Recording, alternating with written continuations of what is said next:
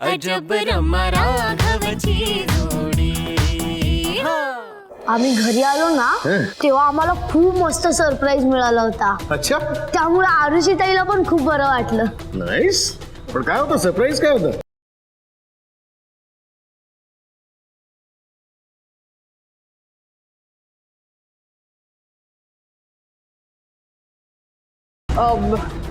काही नाही, हेच तुम्ही लवकर आलात ना घरी, हेच सरप्राईज। पवित्रा, तुला खोटं बोलता येत नाही, तुझ्या डोळ्यातनं लगेच कळतं।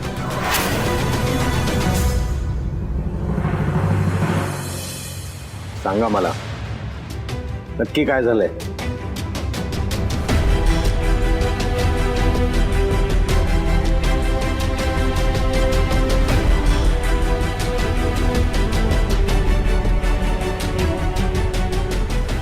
अच्छा अच्छा अच्छा,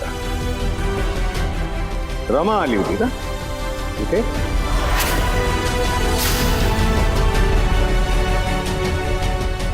लावण्या, रमा इथे आली होती का?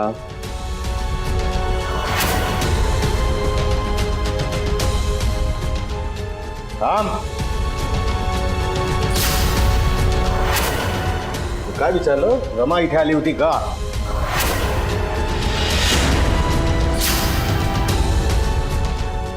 हो, आली होती।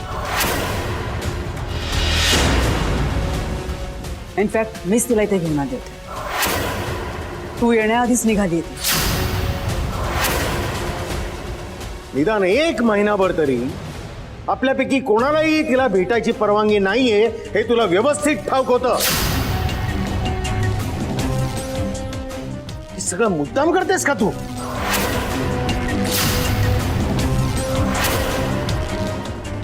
गिरीश, मला माझ्याच मुलीला तिच्याच घरात लपून छपून आणण्याची वेळ तू माझ्यावर आणलीस गिरीश। कम ऑन, तिकडे ती बिचारी त्यांच्या हॉरिबल रूल्सना कंटाळली आणि ती तिच्या आईला भेटायला सुद्धा येऊ शकत नाहीये का? मला तिची आठवण काढणं सुद्धा अलाउड नाहीये का गिरीश? तू तिची वाटेल तेवढी आठवण काढ, पण तू तिला कॉन्टॅक्ट करायचं नाहीस, आणि तिने इथे येण्याचा तर प्रश्नच उद्भवत नाही। लावण्या, ही शेवटची वॉर्निंग आहे, ह्याचे परिणाम वाईट होतील।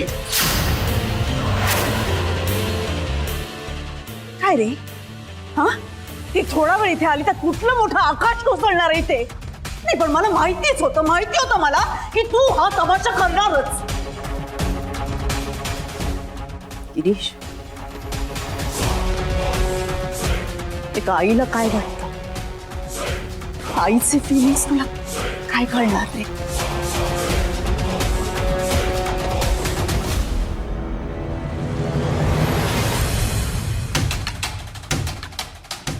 रमासाठी काहीतरी चांगलं करायला जातोय, पण ही बाई ते काय होऊ देणार नाही। ही जोपर्यंत रमाच्या आयुष्यात आहे ना, रमा सुधारू नाही शकत। याचा आता मला वेगळा काहीतरी विचार करायला हवा। गिरीश, तुम्ही नका ना चिडू प्लीज। चिडचिड करू नको, मला आता टेन्शन आली की तिथे रमाचं काय होईल बिचारीचं। आत्ता ती इथून गेली म्हणजे गजानन गुरुजींच्या घरी पोचायला तिला उशीर होणार। नाही आवडायचं त्यांना। पण ते काका रमाताईवर खूपच चिडतील का? हो बाळा, चिडतील। बाबा, तुम्ही टेन्शन नका घेऊ। हो गिरीश, तुम्ही आता एक काम करा, रूम मध्ये जा आणि फ्रेश व्हा। मी जेवायला वाढलं ना की तुम्हाला बोलवते। जा गिरीश, नका घेऊ टेन्शन। तुम्ही सुद्धा आपापल्या रूम मध्ये जा, जेवण रेडी झालं की मी बोलवते। जा।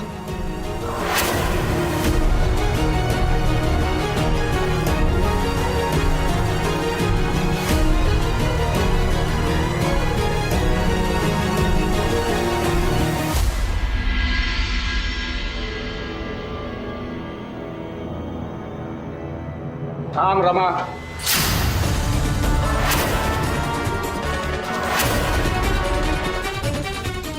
मी सांगितल्याशिवाय घरात पाय ठेवायचा नाही. मी सांगितलं ना, मी सांगितल्याशिवाय घरात पाय ठेवायचा नाही. रमा, तुझ्यासाठी मी एक नियमावली सांगितली होती, ती लक्षात आहे तुझ्या? हो.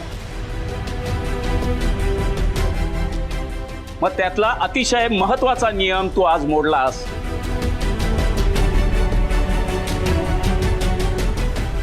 हे लक्षात आलंय का तुझ्या? हो. कुठला नियम? अहो, तिला आधी आत तर येऊ दे ना, मग विचारा.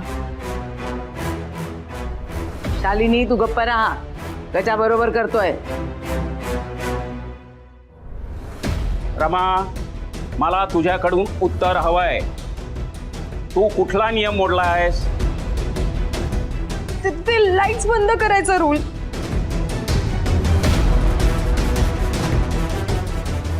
नाही, ते लाईट्स ऑन व्हायच्या आत घरी यायचा रूल. म्हणजे हा, दिवे लागायच्या आत घरी यायचा रूल.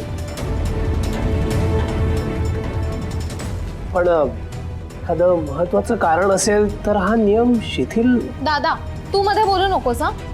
महत्वाचं कारण म्हणजे ऑफिसचं काम वगैरे, आणि तेही नक्कीच करत नव्हती. बरोबर आहे. मैत्रिणीच्या वाढदिवसाची पार्टी म्हणजे काय महत्वाचं कामबिम नाही. त्याला उंडारणं असं म्हणतात. मी रमाशी बोलतोय आणि ती उत्तरही देते, तेव्हा आता मध्ये कोणीही बोलायचं नाही. बोल रमा, तुला घरी यायला उशीर का झाला? तू जर मैत्रिणीच्या घरी गेली होतीस आणि तिथून यायला तुला उशीर होणार होता, तर हे तू फोन करून कळवलं का नाहीस? ते sorry, I am extremely sorry. मी राघव सरांना खोटं रिझन दिलं होतं. मी त्यांच्याशी खोटं बोलले की मी मैत्रिणीच्या घरी गेले होते.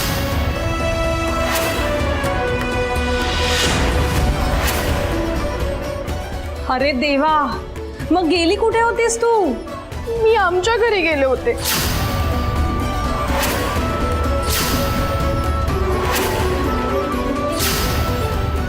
मी मम्माला भेटायला गेले होते. आय नो, मला तिथे जायची परमिशन नाहीये. मी तिथे नव्हतं जायला पाहिजे आणि उशीर तर अजिबातच नव्हता करायला पाहिजे. मी आणि मम्मा एकमेकींशिवाय इतके दिवस सेपरेट नाही राहिलो, त्यामुळे आम्ही दोघे एकमेकींना खूप मिस करत होतो.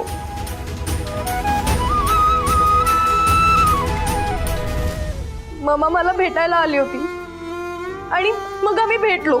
त्याच्यानंतर मग ती मला आमच्या घरी घेऊन गेली. आम्ही एकमेकींची गप्पा मारण्यामध्ये इतके रमलो होतो की मला वेळेचा अंदाजच नाही आला. मला माहित आहे, मला आपल्या घरी यायला खूप उशीर झालाय.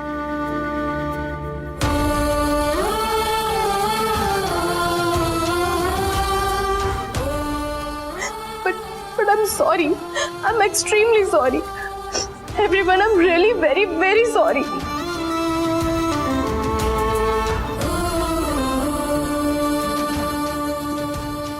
आपल्या घरी म्हणे.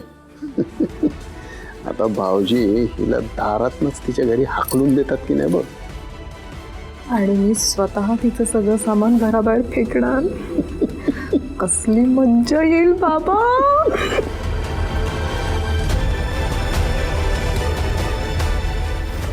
ठीक आहे, आत ये.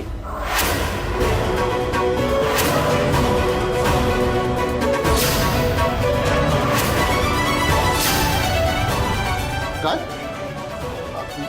भाऊजी, काय बोलताय तुम्ही? मी काही चुकीचं ऐकलं का? तू बरोबर ऐकलंयस माधवा. मी रमाला घरात यायला सांगितलंय.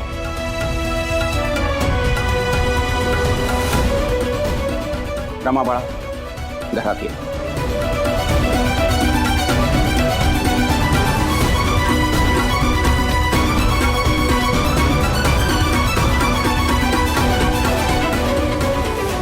उशीर खूप झालाय, आज जा आणि आवरून घे.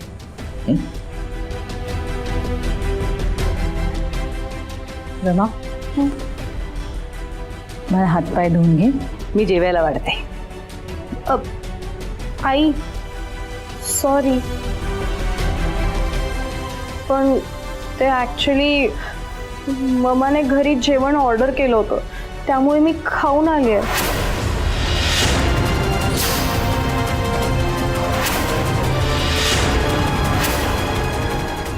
वा वा वा, म्हणजे आम्ही तुझ्यासाठी उपाशी राहिलोय आणि या महाराणी जेवून आल्यात पोटभर.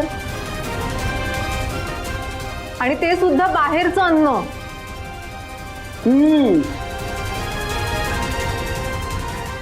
रमा, अगं तुला सांगितलं होतं ना रोज रात्रीचं जेवण एकत्र करायचंय असं.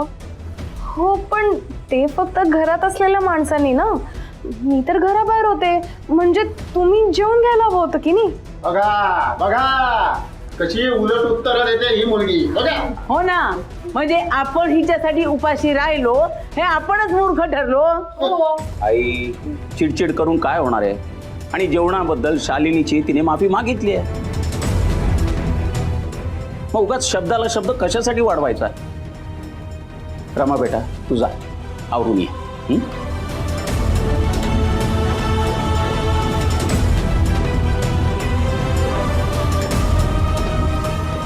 त्याच्या अरे आणखी किती डोक्यावर बसवणार आहेस तिला? मी म्हणतो तुम्ही तिला घरात घेतलं तर कसं? हा, मग या घरातल्या नियमांना काय अर्थ आहे? आणि तुम्ही तिला साधं ओरडलात पण नाहीत भाऊजी. हा अहो, असं का केलं तुम्ही?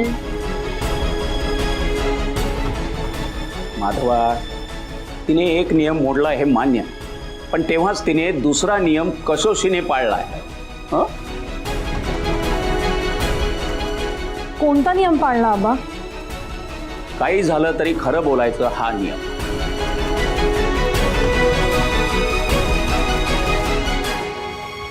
हे बघा, रमाला तिच्या घरी जाण्याची, तिच्या आईला भेटण्याची परवानगी नाही. पण त्यामुळे तिच्या मैत्रिणीने तिला थांबवलं म्हणून घरी यायला उशीर झाला असं ती खोटं सांगू शकत होती, पण तिने तसं केलं नाही. तिने सगळं काही खरं खरं सांगितलं. राघवशी ती आईच्या ओढीने खोटं बोलली असं ती म्हणाली. आणि उलट तिने माझ्या रागाचा धोका पत्करला. हो बरोबर आहे.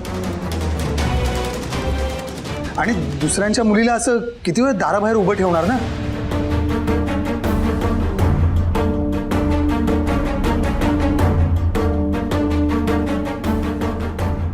म्हणजे आबा, रमानी जी चूक केली आहे त्यासाठी तिला काहीच शिक्षा मिळणार नाहीये का? अर्थात होणार, कारण उशिरा न येण्याचा नियम तिने मोडलेला आहे. आबा, आता रमा मॅडमनी त्यांचा प्रामाणिकपणा दाखवला ना, मग कशाला शिक्षा भिक्षा? त्यांना आपण सांगूया की परत असं करायचं नाही, हा, आणि विषय संपवून टाकूया. हा, मोठा आला विषय संपवून टाकणारा. म्हणजे हिनी चूक केली आहे, तिला शिक्षा झाली पाहिजे.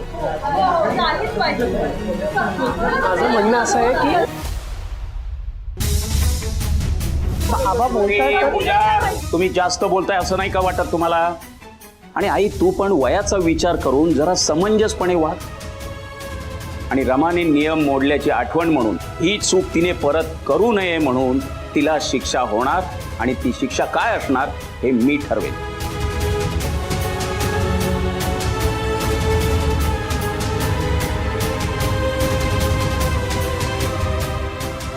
ये रमा.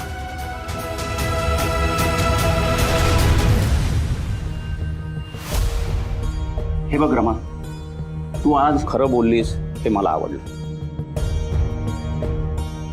पण तुझ्या बाबांनी शिस्तीचं महत्व काय असतं हे कळण्यासाठी तुला इथे पाठवलंय. तेव्हा ती शिस्त मोडल्याची शिक्षा तुला भोगावीच लागणार.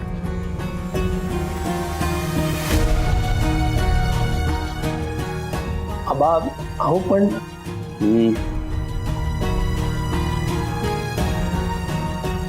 रमा, शिक्षा म्हणून तू एका वहीमध्ये देवाचं नाव लिहायचं आहे. अहो आबा पण उद्या राघव सर, इट्स ओके, मी लिहीन ना. हे बघा, माझी चूक झाली आहे तर शिक्षा मला मिळायलाच पाहिजे. तुम्ही नका काळजी करू. अंकल गुरुजी, मला सांगा, कसं लिहायचं? मोठमोठ्या अक्षरात लिहायचं आहे का? मी तसं लिहीन. एकदाच तर लिहायचं आहे ना, कशाला काळजी करताय? 1001 वेळा लिहायचं. See, told you. 1001. व्हॉट?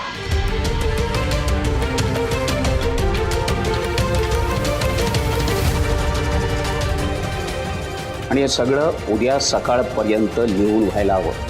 कुणाचीही मदत घ्यायची नाही. टंगळ मंगळ चालणार नाही. मी सकाळी एक एक शब्द तपासणार आहे.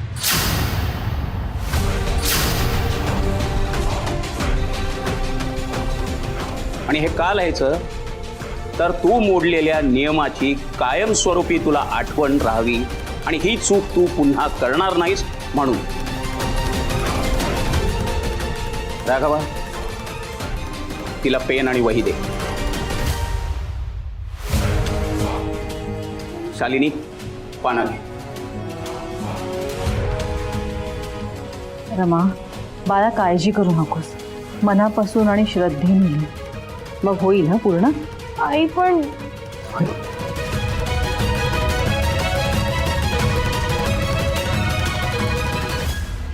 माफ करा रमा मॅडम, आबांचा शब्द सगळ्यात शेवटचा असतो, त्यापुढे कोणाचं काहीच चालत नाही. मी आहे आतमध्ये, तुम्हाला काही मदत लागली तर सांगा. गिरीश, हे काय? तुम्ही फ्रेश व्हायला गेला होतात आणि तुम्ही अजूनही इकडेच? मला कळतंय तुमच्या मनात काय चाललंय ते. लावण्या त्यांनी मनोरमाला असं घरी आणायला नको होतं, पण तुम्ही असं अस्वस्थ होऊन काय उपयोग आहे? जरा शांत व्हा बरं. असं ठरवून शांत होता येतं का पवित्र? रमाच्या विचारांना चैन पडत नाहीये मला. गजानन गुरुजी किती चिडले असतील आज. किती विश्वासानं त्यांनी रमाला त्यांच्या घरी राहू देण्याची परवानगी दिली. माझ्या एका शब्दावरती तयार झाले.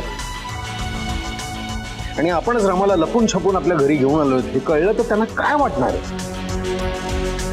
गजानन गुरुजी तुम्हाला दोष नक्कीच नाही देणार. तेही खरंच आहे की गजानन गुरुजींना कळेलच की असले प्रकार फक्त लावण्याच करू शकते. पण तरी सुद्धा माझी जबाबदारी आहेच ना ग. रमा आपल्या घरी आली ती आली, परत त्यांच्या घरी किती उशिरा पोचली असणार ती. गजानन गुरुजींना नाही चालणार हे.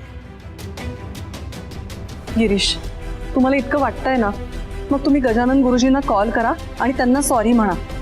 म्हणजे तुम्हालाही बरं वाटेल आणि त्यांचाही राग शांत होईल. एक काम करा, त्यांच्याशी आत्ताच बोला, नाहीतर तुम्हाला रात्रभर असं वाटत राहील की गुरुजी मनोरमावरती चिडले असतील. राईट.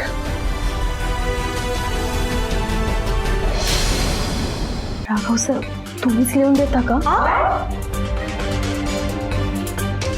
नाही नाही नाही, मला माफ करा, ते नाही जमणार. पण त्या व्यतिरिक्त तुम्ही दुसरं काही सांगा, मी आहे. घ्या, माफ करा.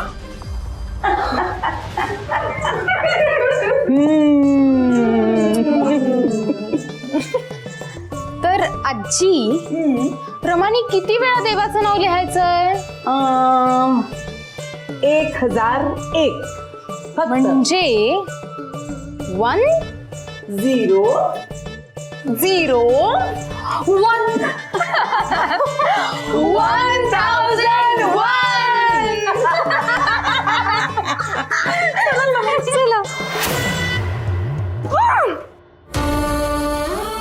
कशा बोलून गेल्या मला? मॉमचं करेक्ट होतं. इथे माझ्याशी कोणीच नीट वागणार नाहीये. इथल्या लोकांशी नीट वागून काहीच उपयोग नाही. मी माझी चूक कबूल पण केली. आता खरं खरं तर सांगून टाकलं. एकदा तरी माफ करूच शकले असते मला, पण नो, पनिश केलं. त्यात या तिघी, नो तिघी नाही, आता तर 4 इरिटेटिंग बायका आहे. कशा मला हसून गेल्या त्या. कोण आता फुल नाईट लिहिणार? माझा राईट हँड मोडला तर मम्मा बस बस झालं आता. रमा आता यांच्याशी अजिबात गुडी गुडी वागायचं नाही. यांना किती त्रास झाला ना तरी चालेल. नाव I just don't care for them.